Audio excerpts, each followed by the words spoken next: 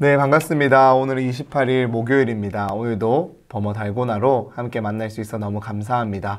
오늘부터 시작되는 이 추석 연휴에 가족, 친지분들과 행복한 시간 보내시고 오가는 모든 길에 안전하기를 기도하겠습니다.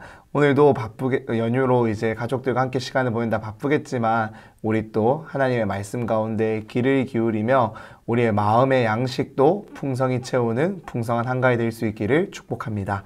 오늘은 우리가 열왕기하 5장의 말씀을 같이 좀 살펴보고자 합니다.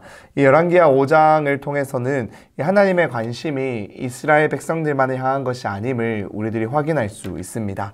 이 하나님을 믿고 경외하며 하나님께로 돌아와 하나님의 날개 그늘 아래 엎드려 하나님의 보호를 받고자 하는 자들은 그들이 이스라엘 백성이든 이방인들이든 누구든지 간에 하나님의 놀라운 구원의 은혜를 경험하게 된다라는 것입니다. 열왕기 5장에는 이 아람의 존경받는 장군인 이 나아만의 이야기가 기록되어 있습니다. 이 나아만이 그런데 나병에 걸리고 맙니다. 그런데 이 나아만의 집에 이 이스라엘의 소녀였던 한 소녀가 이제 포로로 잡혀와서 이제 그의 아내의 수종을 들고 있었는데요. 이 나아만의 이 나병에 걸렸다라는 것을 듣고 나자 그 소녀가 나아만의 아내에게 가서 말해서 이스라엘에 가면은 그 병을 고칠 수 있는 선지자가 있다라고 들려줍니다. 어쩌면 이 소녀의 믿음이 참으로 대단한 것 같습니다. 왜냐하면은 감히 종이었던 그 소녀가 위대한 장군에게 가서 이렇게 하나님에 대해서 고백할 수 있다라는 것 자체도 굉장히 대단한 것 같고요. 당시에는 이 나라와 나라 간의 전쟁이 어떻게 이제 생각이 되었냐면은 물론 국력이 더 센 나라, 이 전투력이 더 센 나라가 승리하는 것도 맞지만은 이 나라와 국가 간의 전쟁은 또 그들이 믿고 있는 섬기고 있는 신들 간의 전쟁이다라고 생각을 했기 때문에 지금 아람이 이 이스라엘을 꺾고 이제 이스라엘에서 이 소녀가 포로로 잡혀왔기 때문에 이 아람 사람들은 이 소녀가 믿고 있는 하나님이 자신들이 섬기는 신보다 약하다라는 인식을 가지고 있었다라는 것입니다. 그런데 이제 그러한 인식을 가지고 있음에도 불구하고 이 소녀는 나아가서 하나님을 전했고 이 나아만 또한 마찬가지로 그 소녀의 말에 귀를 기울이고 그 조언을 듣고 이 하나님 앞으로 나아가고자 이스라엘로 가고자 결단했다라는 것이 참으로 놀라운 상황이다라는 것이죠. 그래서 이 아람의 왕은 이 나아만을 이스라엘로 보냅니다. 수많은 이 선물을 가지고 이 이스라엘 왕에게 보내서 내가 너무나도 아끼고 사랑하는 우리 장군을 고쳐달라라고 부탁을 하게 합니다.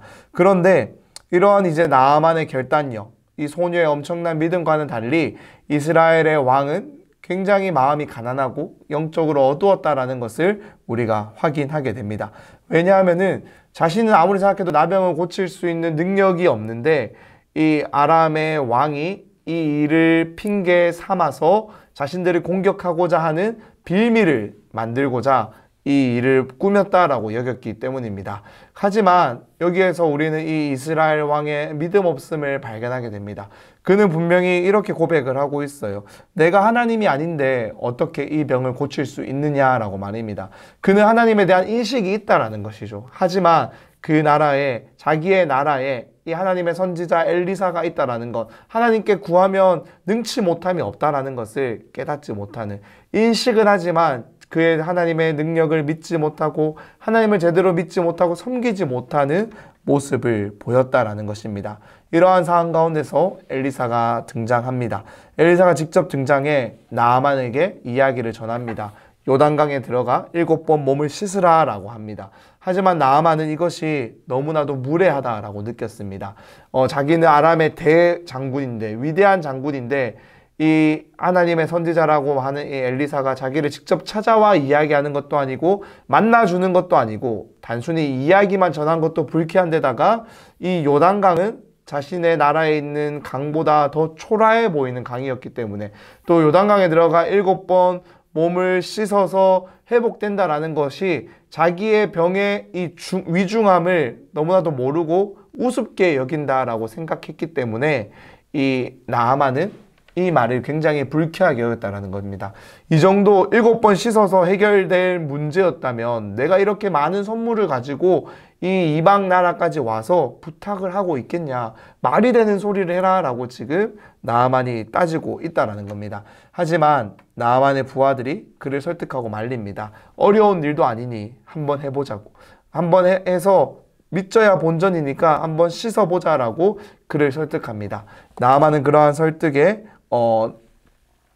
받아들이고 요단강에 들어가 7번 몸을 씻습니다. 바로 그때 그의 나병이 깨끗하게 회복되는 것을 경험하게 되고, 이 소녀가 말했던 것처럼 하나님의 살아계심을 깨닫고 하나님의 능력을 깨닫고 이 하나님이 진정한 신이심을, 진정한 모든 것에 다스리시는 위대한 하나님임을 그가 깨닫고 고백하며 엎드리게 된다는 겁니다. 그러자 나아만의 태도가 바뀝니다.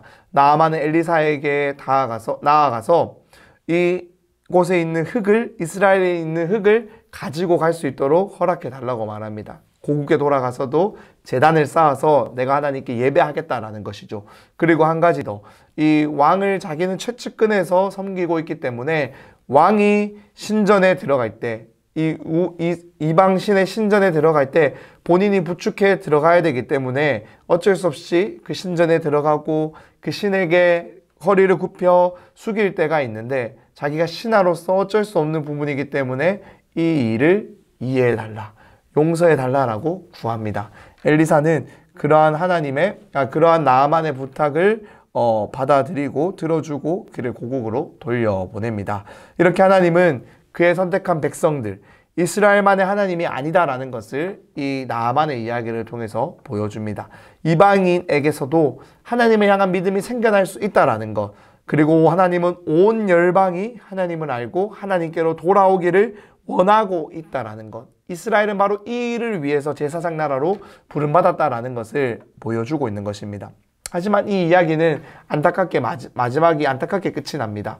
하나님의 이 사람이었던 선지자였던 엘리사의 사환인 게하시는 나아가요. 게하시는 언제나 하나님의 이 놀라우심을 늘 경험하고 가까이서 볼 수 있었음에도 불구하고 이 하나님으로 만족하는 이방인과는 다른 모습을 보여주고 있다는 거죠.